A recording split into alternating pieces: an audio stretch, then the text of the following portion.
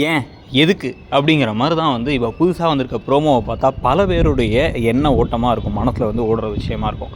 அதாவது இப்ப கோபிநாத் அப்படிங்கிறவர இன்னைக்கு ரொம்ப நல்லவரா அவங்க காமிக்க ட்ரை பண்ணலாம். ஆனா ஆதி காலத்திலருந்து இவர் எந்த அளவுக்கு சுயநலவாதியா இருந்திருக்கிறாரு, மத்தவங்கள பத்தி கவலைப்படாம இருந்திருக்கிறாரு. இன்னைக்கு டேட்லயுமே ராதிகாவ பத்தி, மயுவ பத்தி, மயுவுடைய பிறந்த நாளுக்கப்ப அந்த ஒரு 10, 12 வயசு மிஞ்சி போனா 12, 13 வயசு இருக்குமா, அந்த குழந்தைக்கு இருக்கிற அறிவு கூட இல்லாத மாரி எப்படி பிஹேவ் பண்ணாருங்கிறது எல்லாருமே பார்த்தோம்.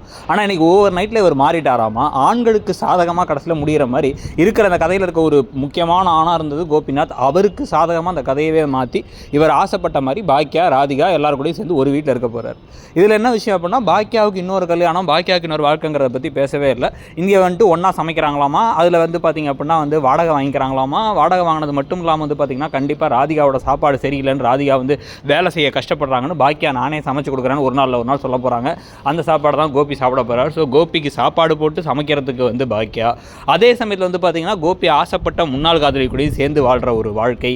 இதில் எல்லாரும் ஒன்றா இருக்க. இதில் வந்து அவங்க அம்மா ஈஸ்வரியை ஏமாத்துறாங்களாமா. ஈஸ்வரியை ஏமாத்துறீங்களா இல்லை எங்களை ஏமாத்துறீங்களா அப்படிங்கிற கேள்வி தான் இருக்குது. இந்த கதையை கிட்டத்தட்ட 1300 எபிசோடு பார்த்தோங்கிற மாதிரி தப்பு செஞ்சவங்களுக்கு தண்டனைலாம் கிடைக்காம நாங்கள் ரொம்ப பாசிட்டிவாக முடிப்போம் அப்படின்னா எதுக்கு நெகட்டிவாக கதை இத்தனை காலம் கொண்டு போனோம்?